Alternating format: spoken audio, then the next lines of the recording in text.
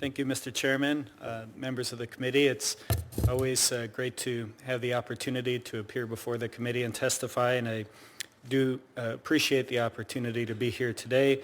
My name is Bryan Newland. I have the privilege of serving as Assistant Secretary for Indian Affairs at the Department of the Interior.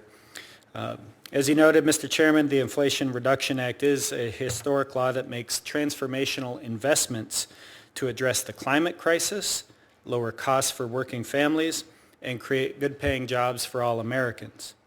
Overall, the Department of the Interior will receive $6.6 billion in direct funding through the IRA. Of this, $150 million is provided to the Bureau of Indian Affairs for a new tribal electrification program.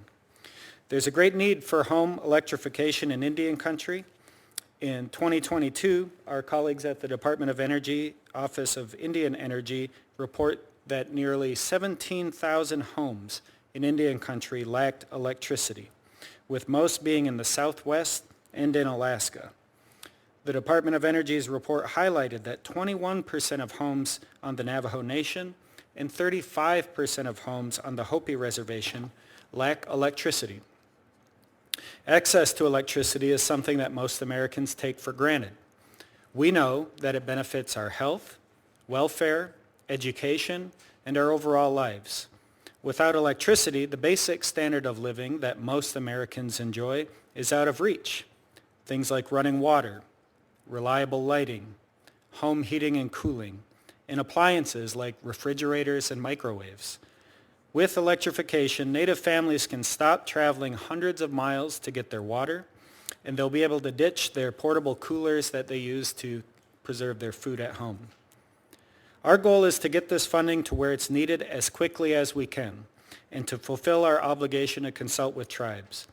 We held 2 consultations on the IRA programs just this past December, and we intend to hold additional listening sessions in April with our partners at the Department of Energy.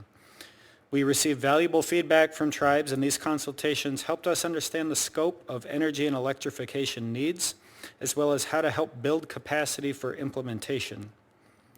We also want to ensure that we maximize the impact of these funds.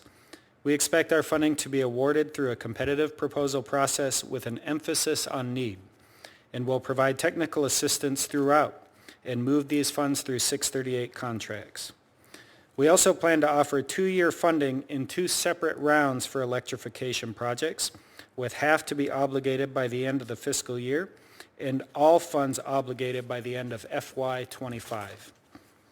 The department's been coordinating with other federal agencies in the implementation of our bill and IRA funds. This is consistent with what tribes have asked of us, and it also reflects President Biden's commitment to an all-of-government approach to solving problems. In particular, we've worked closely with the Department of Energy, with FEMA, and with USDA to coordinate our consultations and funding announcements, and will continue to do so along with partnering with Indian country.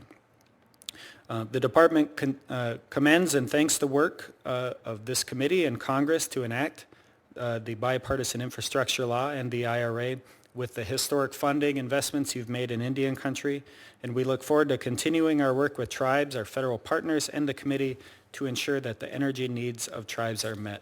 Thank you, Mr. Chairman. I look forward to answering your questions.